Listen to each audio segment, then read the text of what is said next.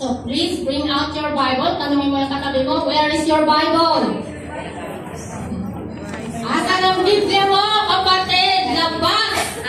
Okay, and open it. Nandun na po ba kayo? Gawa? So ang pag-aaralan po natin ngayon is the Holy Spirit works in the book of Acts. Ano po ba yung mga ministeryo ng banal na Espiritu? Pero syempre, because we are talking about the Holy Spirit, once again, who is the Holy Spirit? Baka po nakakalimutan na po natin kung sino ang banal na Spirit.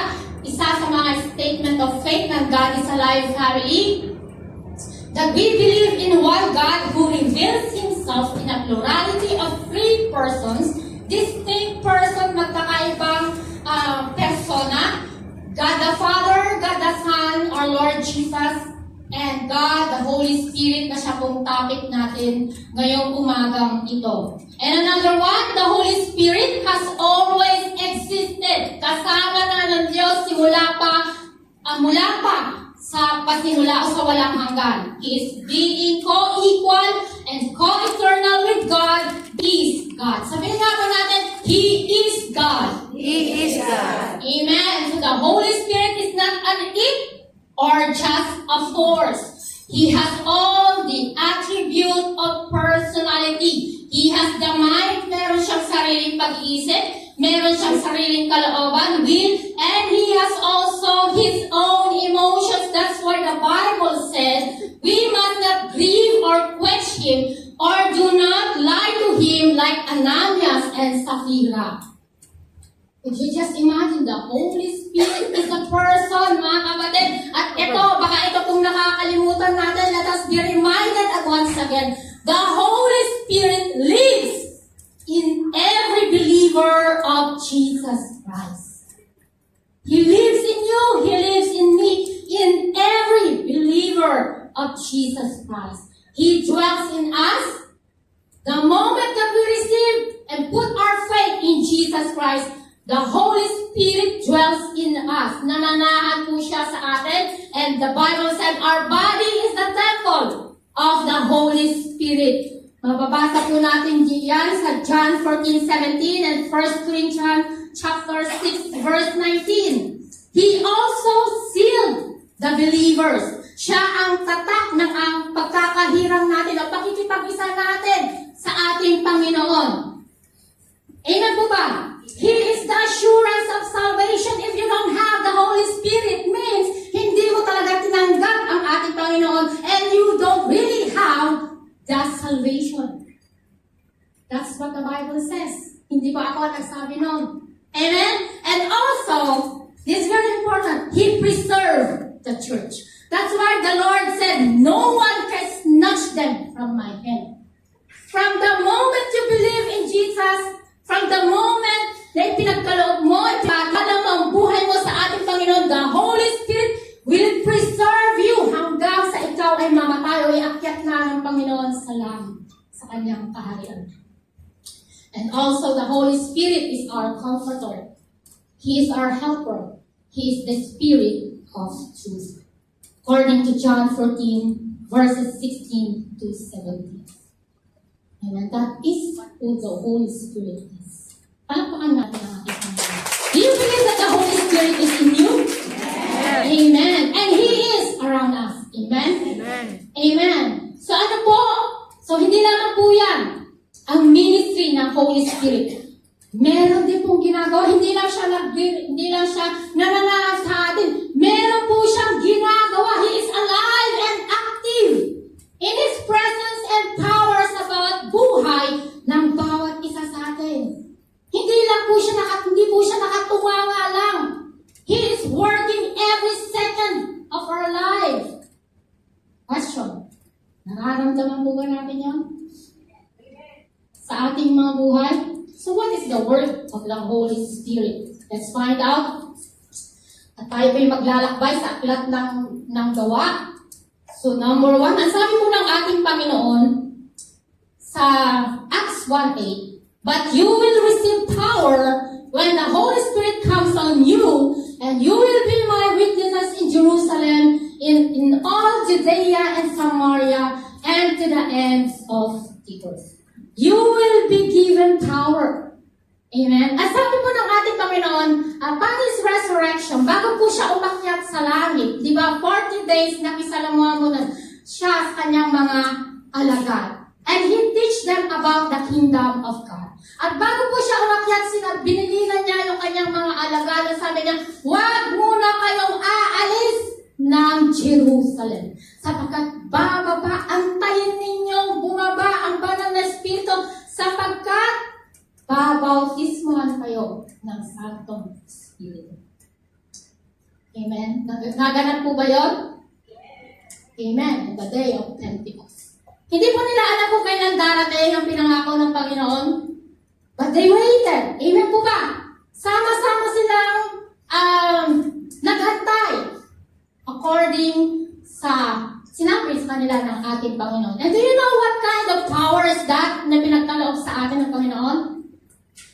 Do you have any idea, mga kapatid? That power comes from the Greek word dunamis, meaning supernatural power. Supernatural strength, ability, or potentiality, and carries the idea of inherent taglay niya. Lasting strength and capability rather than a sudden or explosive force. Hindi siya kagaya ng dinamita kapag binagay, boom! Wala na siyang power. But this one, sabi niya, lasting, mighty, supernatural power. In the New Testament, it is frequently used to refer to God's inherent power. Taglay na kapangyarihan ng Diyos. How powerful is that, mga kapatid? God is all-powerful. Amen. Wala nang hihigit pa sa Kanya. Amen po ba? The power of the Holy Spirit and the ability to perform miracles. The devil can also perform miracles, but not as great as the miracles of God, because God is the only one who is all-powerful. Amen? It also refers to the capacity to do something often beyond natural human ability. Kaya nga sabi ng ating Panginoon, mag-antay kayo. Sapagkat pagdating niya, bibigyan niya kayo ng kapangyarihan. Why do you think pinag-aantay sila ng ating Panginoon? Sabi, preach the gospel, make disciples, baptize them in the name of the Father and of the Son and of the Holy Spirit, and yet, sabi niya, mag-antay kayo. Nung sinabi po ng ating Panginoon niya, kasama pa nila siya.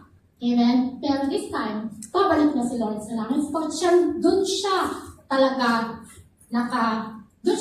amen po. Sabi niya, hindi dito ang kaharian niya. Doon siya sa langit. Why do you think? Because aminin natin, mga kapatid, in our own ability, talents, power, we are nothing. Amen? We cannot do, kaya nga sabi ng ating Panginoon, apart from me, you cannot do anything. We are nothing. We cannot even bear fruits. So sabi niya, antayin niyo. Amen? Jesus, imagine, sabihin mo sa katabi mo, alam mo ba kung gaano tayo kapangyarihan? Dahil sa banal na Espiritu na nasa iyo, sabihin mo, nasa iyo ang banal na Espiritu. Amen? Paalalanan mo yung katabi mo. You are powerful. Sabihin mo. You are powerful because of the Holy Spirit in us. Amen? So, gaano po yun ka-powerful? We are powerful. Gaano po kapuspos yung kapangyarihan na yun? Ang sabi po sa Acts 1:5 ng ating Panginoon, nagbabautismo nga sa tubig si Juan. Ano pong nangyayari kapag binabautismoan tayo sa tubig? Hindi po ba nilulubog tayo kahit sa dulo ng buhok natin? Basa. Tumagayo. Amen po ba? At namadaanan natin na baba. How much more when you are baptized of the Holy Spirit? He is in you, all over you. You are anointed.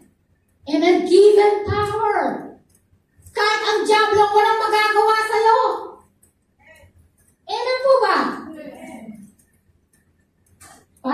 ilan lang. Parang sila lang yata yung puspos ng banal na Espiritu. Amen. Amen? So, ganun tayo mga kapatid, mga kapangyarihan, because of the Holy Spirit, hindi po sa atin. Pero because of the Holy Spirit, and only of the Holy Spirit in us, kaya nagagawa natin yung mga bagay na ipinapagawa sa atin ng ating Panginoon. Amen po ba? Amen. He gives us power to equip us to do what God has called us to do. Naniniwala po ba kayong may pinapagawa sa iyo ng ating Panginoon? Naniniwala po ba kayong may mission ang inyong buhay, ang ating buhay? Meron. At hindi po tayo pinapahayo ng ating Panginoon ng tayo lang. Nagamit lang yung ating sarili, kakayahan, karunungan, resources. Ano nga bang meron tayo? Wala naman. Tama po ba? Ang lahat ay nagmula sa ating Panginoon. But then, He's still giving us more, and more. Ano pong ipinagkaloob sa atin ng Panginoon? Ang lahat ng lahat nasa Kanya. Sabi nga kanila sa kinanta natin, Lord, I am yours, and you are mine.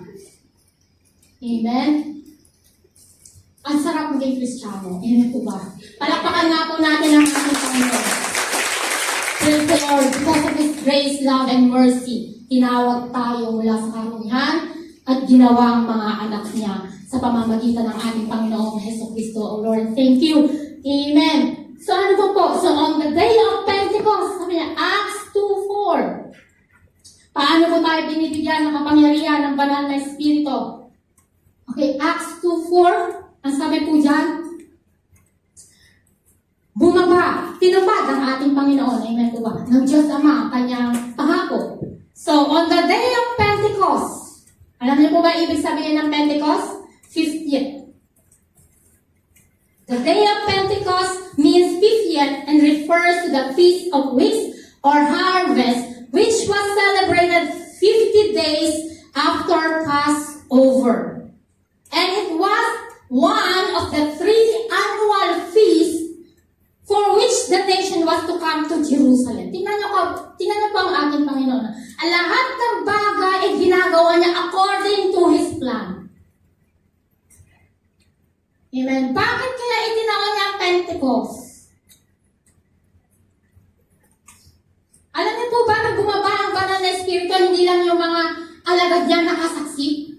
Ang lahat ng mga Israelita mula sa ibang bansa, nangalan sa ibang bansa, they go to Jerusalem to celebrate the feast. Ito lang niyo po ba, nasaksihan nila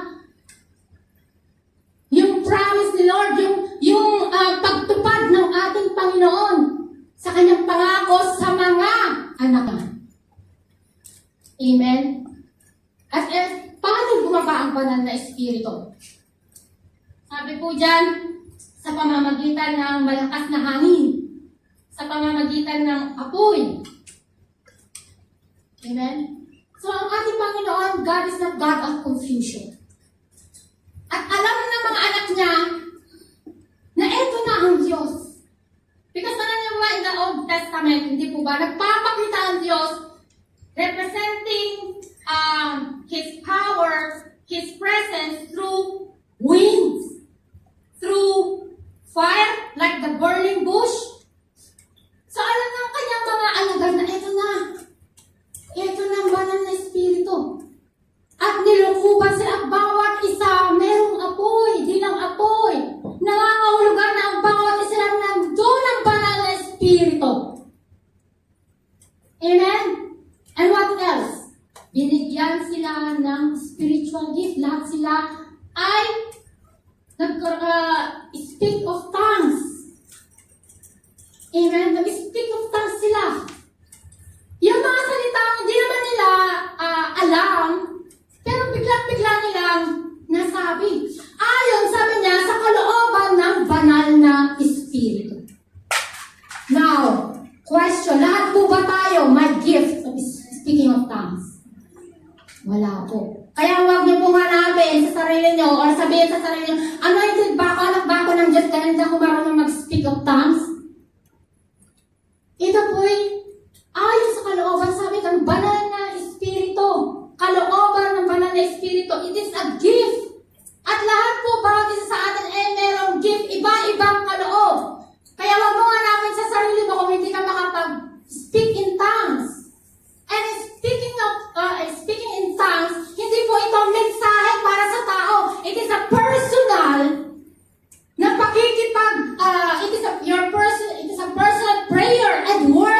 God na ikaw mismo na may kaloob ng gift na yan, hindi mo maunawa, hindi mo maintindihan. Ang nakakaunawa lang doon ay ang Diyos at ang Espiritu. Kaya kapag may narinig mo kayo nag-speaking of tongues, baka sabihin niyo, ikaw ang pinag-uusapan, hindi po. Okay? Sinabi ko sa atin kanina, di ba? It is a gift. Kaya po, wag na po tayo magtao. Please, church, wag po na tayo maging ignorante. Amen? Dapat alam na po natin yan. Pero siyempre, sinasabi ko ng Apostol Pablo, kailangan may organic at may kaayusan. So kung ikaw lang nag-i-speak of tongues, wag na. Sabi nga kanina ni Ate May. Amen? Nakokontrol po yan. Nakokontrol. Amen po ba? So maliwanag po. Amen? So ito rin po ay pagpapakita ng pagtupad ng ating Panginoon as a sign. Sa Mark 16-7, di po ba sabi ng ating Panginoon, and this will be the sign to those who follow and believe na sila ay makapagsasalita ng bagong ng new tongues or language. Pero hindi po nangangahulugan na lahat tayo meron. Kasi po maliwanag din sa sinasabi, it is the gift of the Holy Spirit at binibigay niya sa kung sino ang kanyang maibigang pagkalooban. Amen? And praise God, sabi nga Sister May kanina, ang pakanaisin natin ay ang mga magdakila, mga mas dakila pa. Ibig sabihin nyo na uunawaan ng lahat ng may pag-ibig ang magpahayag ng salita ng ating Panginoon. Amen? So praise God, lahat po tayo. Meron po tayo iba-ibang kaloob, pero hindi po lahat tayo may kaloob or gift of the tongues. Amen?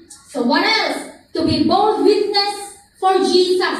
The Holy Spirit empowers believers to be bold witnesses for Jesus, providing them the words and courage to share the gospel. Tingnan niyo po ng apostles, yung mga apostol ng ating Panginoon. They stood bravely, courageously, before the crowd. Yung sermon ni Pedro, sino po ba si Pedro? 3 beses niya lang naman ikinatuwa ang ating Panginoon. And now when he received the Holy Spirit, nung siya ay napuspos ng Santong Espiritu, pinangunahan niya yung kanyang mga kasama. He stood bravely. Parang ibang Pedro. Yung nakatayo sa kaharapan nila. Hindi niya inisip na baka yung iba doon ay yung mga taong nagsabi, ipa ako sa krus ni Jesus. Amen? Hindi niya inisip na baka siya din hulihin bigla at ipa ako sa krus. Or, hindi niya inisip na baka makilala siya. Diba? And it condemned them, and condemned him. Ikaw yung nagtatwa kay Jesus, diba? 3 beses mo ay itinatwa eh. Diba?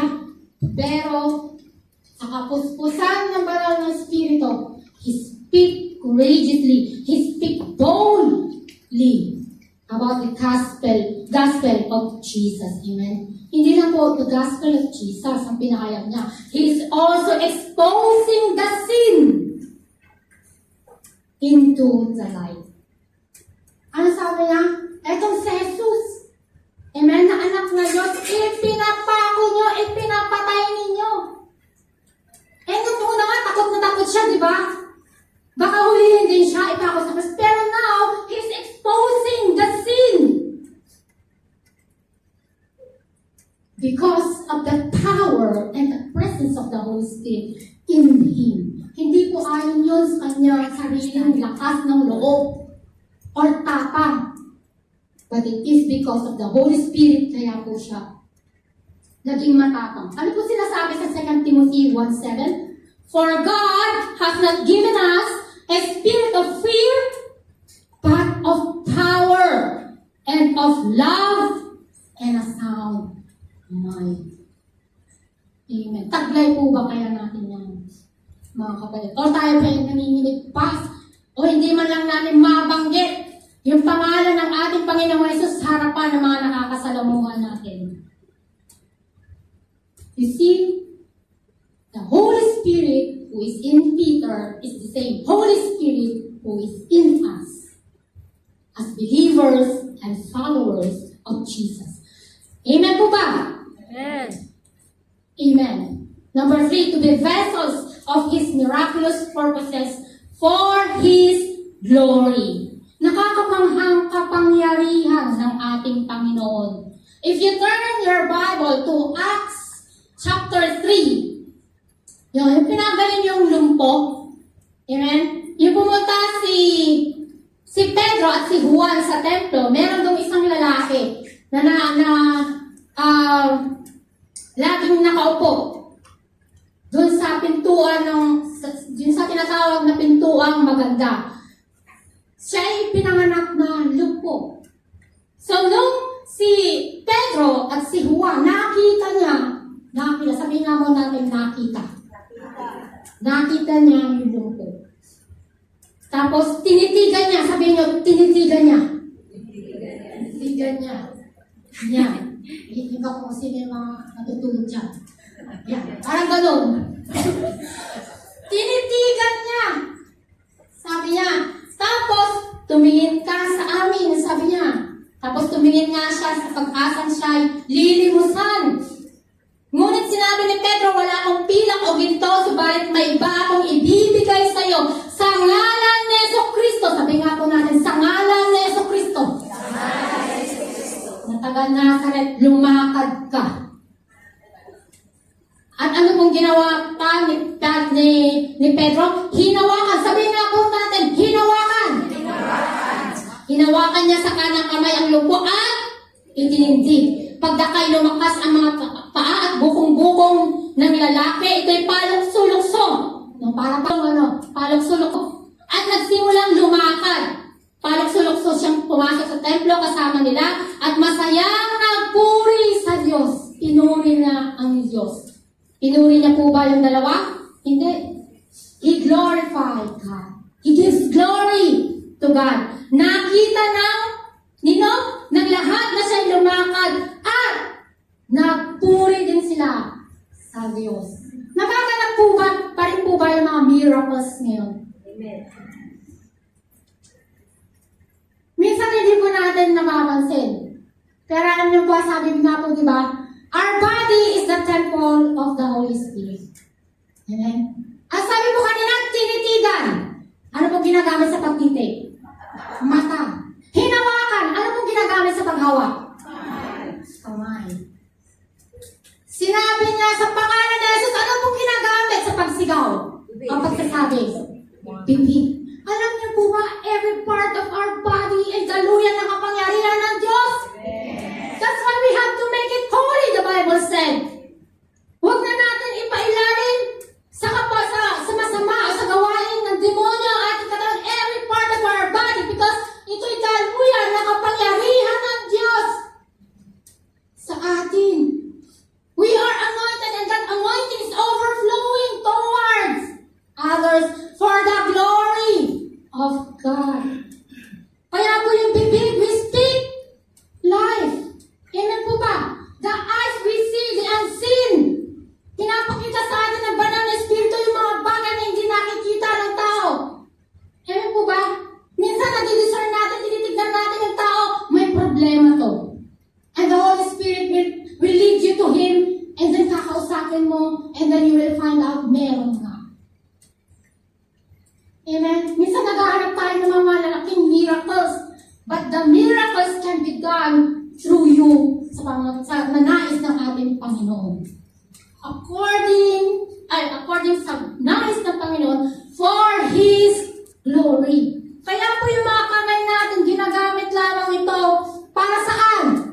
Sa gawain ng ating Panginoon. So that in every words ng kamay natin, pagpapalain ng ating Panginoon. Amen? Tingnan niyo pa yung isa pang nakakamangha. Turn your Bible doon sa chapter 5 verse 12. Marami pang kababalaghang ginawa ang mga apostol na pawang nasaksihan ng mga tao. Sabi dito, dinala nila ang lahat ng mga may sakit pinaiga sa kama. At sabi niya,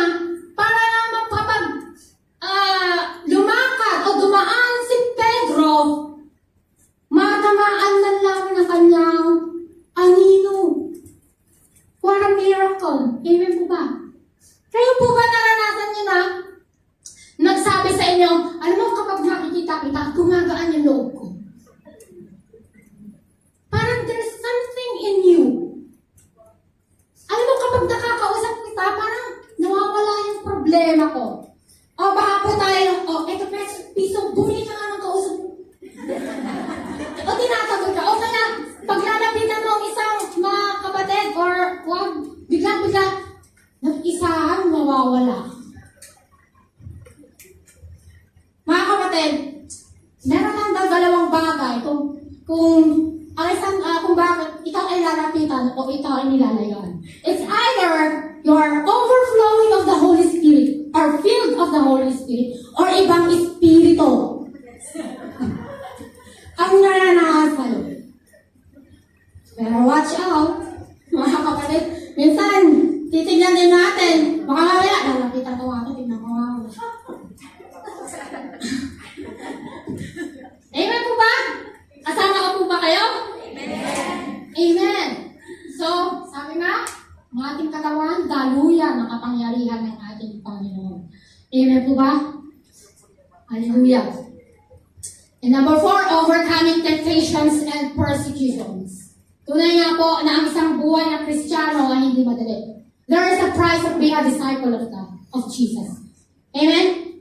Kasi sabi sa 2 Timothy 3:12, ang lahat ng may nais mamuhay ng matuwid bilang lingkod ni Kristo ay daranas ng pag-uusig. You turn your Bible to chapter 5 verses 17 to 42. Ang pag-uusig sa mga apostol. Wala lang naman silang ginagawa kundi boldly. Diba? Nagpapahayag ng salita ng ating Panginoon. Amen po ba? Pero bakit sila pinag-uusig? Kinulong. Ang iba pa nga, pinapatay. Handa po ba tayo dumanas ng ganon bilang mga alagad ng ating Panginoon? O baka dalawang isip na tayo. Baka ang gusto lang po natin ay yung kaginhawa ang iniaalay sa atin ng ating Panginoon at hindi ang makisalo sa kanyang paghihirap, sa kanyang kamatayan sa cross ng Kalbaryo para sa kapatanan, kaligtasan ng mga kaluluwang kagaya din natin, lito, ligaw, lupaypay, nung hindi pa natin siya nakilala. Kaya nga sabi mga kapatid, Christianity is a personal decision. When you decide, make sure na talagang isinuko mo na lahat. Huwag kang magtitira because yung tira na yan, kahit nag-aano ka, it will become a stronghold para gamitin ng Diablo to take you out sa kawan ng Diyos. At akala mo in ka, pero out ka pala. Make a personal decision, a strong decision mga kapatid. Hindi dahil na-influensyan ka. Amen? Because you have heard the Holy Spirit conviction. That you have felt the love and grace of God. At nakita mo yung kalagayan mo. Kalagayan natin na tayo ay likas na makasalanan and apart from God, lahat tayo doomed to hell. We all need Jesus. Amen. We all need Jesus. At kaakibat po ng ating relasyon sa Diyos ay ang pagiging alagad ng ating Panginoon. Sabi nga po, hindi lang basta mananampalataya, kundi tagasunod ng ating Panginoong Jesucristo. Amen? Are you willing to give your life to Jesus? Actually, nung tinanggap po natin ang ating Panginoon, nandun na po talaga yung decision. Hindi na po tayo na nababuhay para sa sarili natin. Namatay na tayo at ang nabubuhay sa atin ay ang ating Panginoong Jesucristo. Kaya nga sa mabuhay at mamatay, kay Kristo tayo. Amen? At ano pong ginagawa ng Holy Spirit nung sila ay nasa matinding pag-uusig? Pinabayaan po ba siya? Pinabayaan po ba sila ng banal na Espiritu? Hindi. Nakita po natin, even to their last breath, nandun ang Holy Spirit comforting them with the truth. Sabihin nga po natin, katotohanan. Nakita niyo po si Stephen, the first Christian martyr. Pinagbabato siya hanggang mamatay. Binitawan, iniwan po ba siya ng Holy Spirit? Ano yung naging lakas niya to keep going? To give to Jesus until to his last breath. At kahit na nandun na siya, malapit na siyang mamatay, still nagpapatuloy siyang pinaparangalan ng Diyos, ipinapahayag kung sino si Kristo. The truth. Bakit? Nabuksan ang langit, nakita niya si Jesus at ang Diyos, na totoo ang pangako ng Diyos, na ang anak ng Diyos kahit mamatay sa lupa, it is not the end of his life, but the beginning of his eternal life with God. Amen? At tingnan niyo pa po, sabi nga sa Biblia, ang sinimulan ng Diyos ay tatapusin niya. Tingnan niyo si Stephen, on his last breath, ano niyo po kung napansin ko sa kanya? The character, it turned into perfect Christ-likeness. Bago siya mamatay, sabi niya, Panginoon, patawarin niyo po sila. What was the last word of Jesus on the cross bago siya mamatay? Father, forgive them because they do not know what they are doing. Christ-likeness, the love, the grace, the mercy of God, taglay ni Stephen. Amen, sabi ng Panginoon, huwag niyo na po silang panagutin sa kasalanan ito. And then, he died. Amen, ang sarap, di po ba? Eh kung mamamatay na rin lang tayo, mamatay na tayo para sa Panginoon. Naglilingkod sa Panginoon. Standing in our faith, boldly and firmly. Amen po ba? Palakpakan nga po natin ang ating Panginoon. Okay? So that is the power of the Holy Spirit. Ano pa bang ginagawa ng Holy Spirit? He transformed us to be the kind of person God wanted us to be. He's not only given us power to do what God has called us to do, but also to transform us to be the kind of person God wants us to be. At ano pong nais ng Panginoon? To be Christ-like. Like Stephen. Ayan po ba? Saan pong ginagawa ng Holy Spirit? He convinced. Amen? Nakita niyo po si Pablo? Nagsasalita siya patungkol sa ating Panginoong Heso Kristo, the gospel of Jesus. And also, he's not afraid to expose the sin. Amen? At siya puspos ng banal na Espiritu. It is the Holy Spirit ang nagbibigay sa kanya ng sasabihin. Even the verses, he's quoting scriptures from the Bible. Amen po ba? Ngayon, what is that for? Sinasabi ko sa atin ang kasalanan, not to convict us, not to condemn us, but to convict us. Amen po ba? The Holy Spirit convincing unbelievers of sin and need for a Savior, drawing them, leading them to Christ. Sapagkat lahat tayo kailangan natin ng isang tagapagligtas at yun ay walang iba kundi ang ating Panginoong Jesus Kristo. Hindi po ba ipinahayag ni Juan at ang ating Panginoon? Jesus sabi niya, magsisi na kayo. Kaya ano pong pagsisisihan natin kundi natin alam na tayo makasalanan? Amen po ba? Kaya mga kapatid, kapag ini-expose ng Holy Spirit yung ating mga kasalanan, ito po napakahalaga. Your response. Ano po response ng mga tao na binabahaginan ni Apostol Pedro? Ang sabi po nila,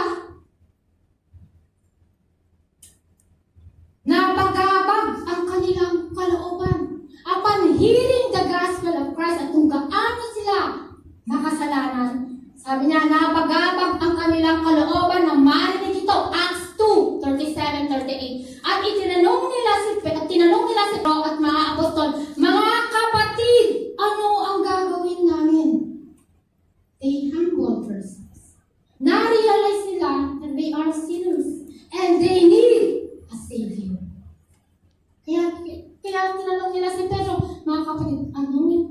gagawin namin. And then, sumagot si Pedro, pagsisihan ninyo malikdan ang inyong mga kasalanan at magpabautismo kayo sa pangalan ni Jesucristo upang kayo'y patawarin at ipagkakaloob sa inyo ang Espiritu Santo. Amen? So, if you are saying that you are believers of Christ and you don't have the Holy Spirit, baka hindi mo nga tunay na tinanggap ang ating Panginoon. Amen. Tingnan niyo po yung response. I said response, napakalaga. What is the response of these people nung si Pedro nagsalita? Hindi po ba nagpakumbaba sila? Tinanggap nila ang ating Panginoon. Amen po ba? Kasi nagpabautismo sila. But what about the response of those people nung si Stephen ang nagsalita? They rejected.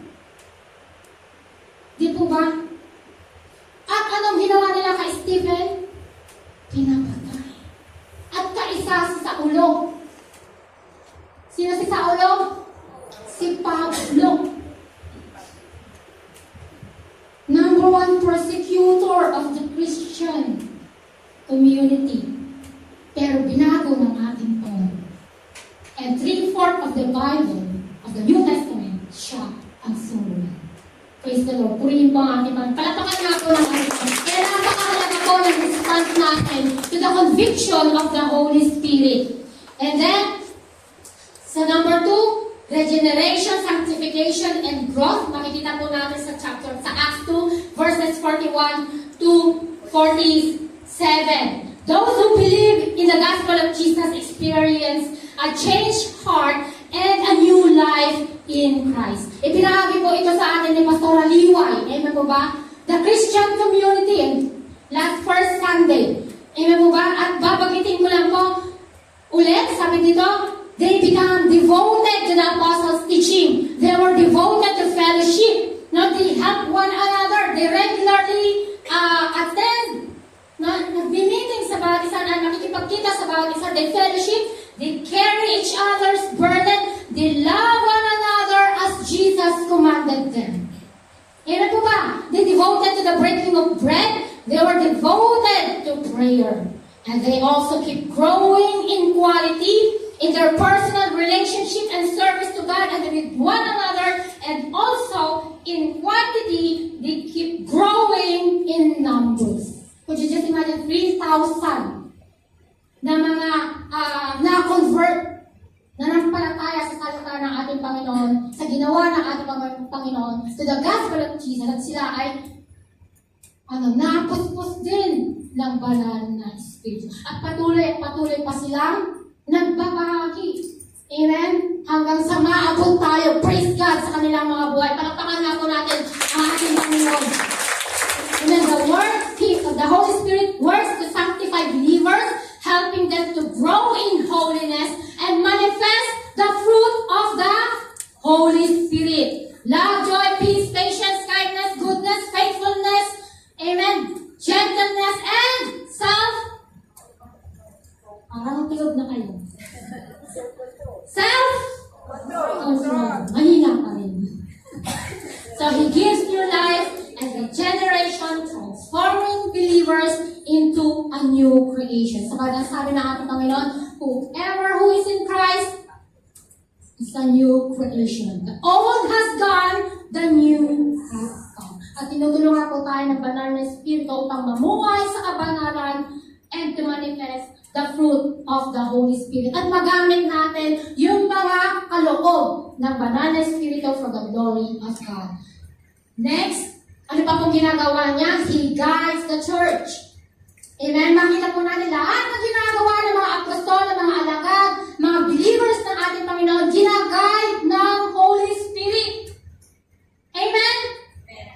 The Holy Spirit directs believers in their ministry, telling them where to go, who to speak, and what to do. Example of this is Philip to the Ethiopian eunuch, okay, at si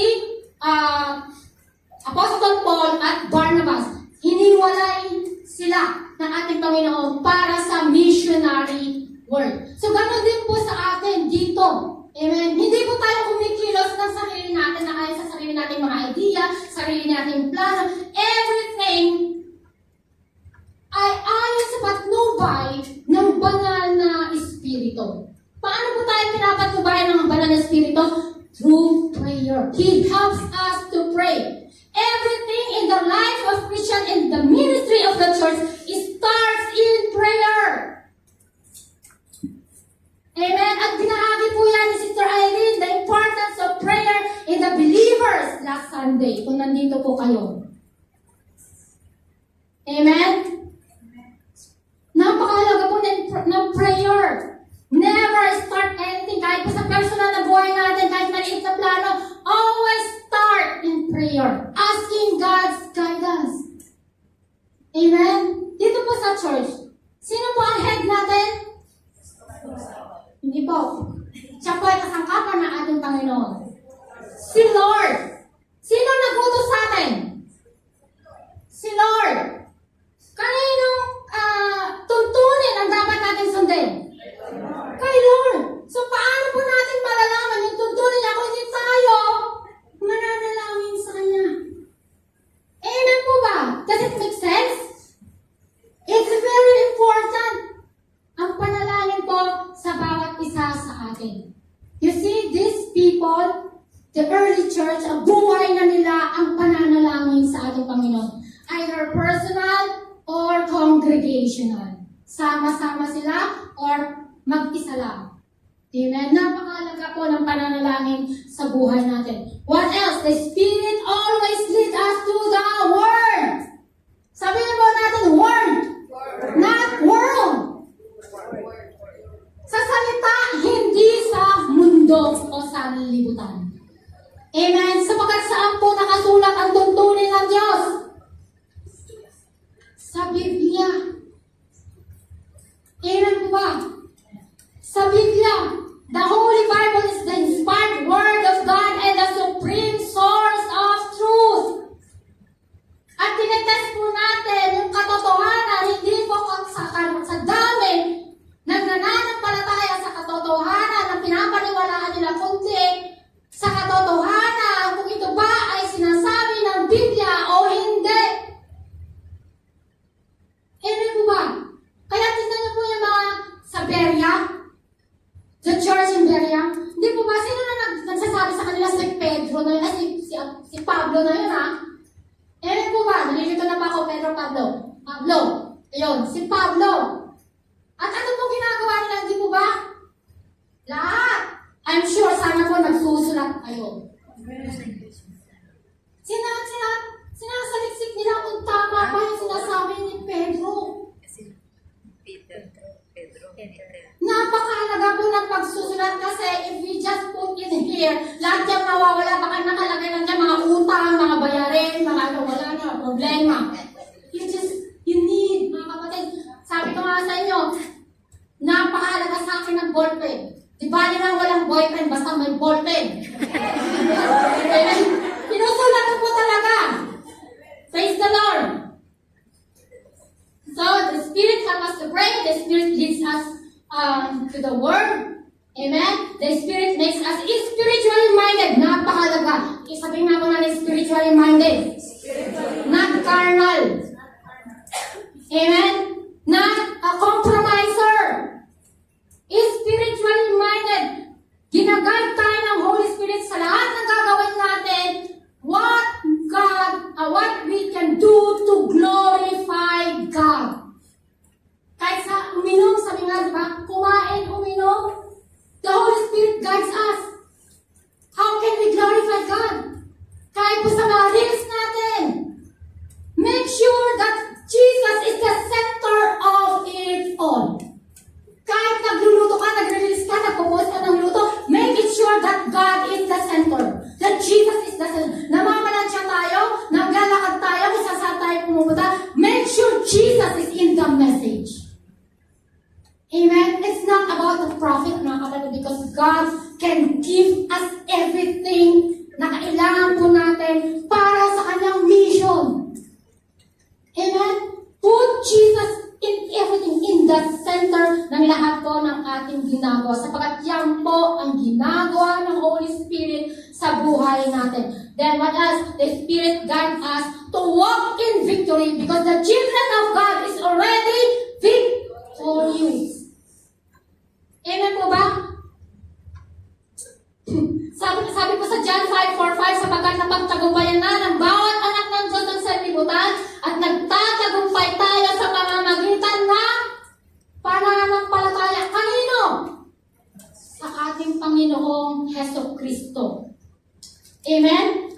Ang sumampal sinasabi dito, sino ang makapagtatagumpay laban sa sanlibutan? Ang sumasampalatayang si Jesus ang anak ng Diyos. At ano pa pong sabi ng ating Panginoon sa Zechariah 4:6, ang tagumpay ay hindi sa pamamagitan ng lakas ng tao, kundi sa pamamagitan ng aking Spirit. And that Spirit is living in you. Sabihin mo sa katabi mo, He is living in you. Amen. So we are walking in victory, not for victory. Amen. Sabihin nga po namin sa katabi na, we are walking in victory, not for victory. Tagumpay na po tayo. And the enemy will only come to steal, kill, and destroy. But we are powerful because of the Holy Spirit in us. Amen. Pinagtatagumpay tayo ng banal na Spirit. And last but not the least, sorry po, overtime na ako, spreading the gospel. Spreading the gospel. Ano po sabi ng ating Panginoon kanina? Kayo'y magiging saksi ko saan? Una sa Jerusalem, and then sa Samaria to Judea, and then to the end of the world. Naganap po ba? Amen. Amen. Because of the leading of the Holy Spirit. Sa pagpuspos ng banal na Espiritu sa kanila. In every message, there is Jesus. In every message, it's all about the gospel of Jesus.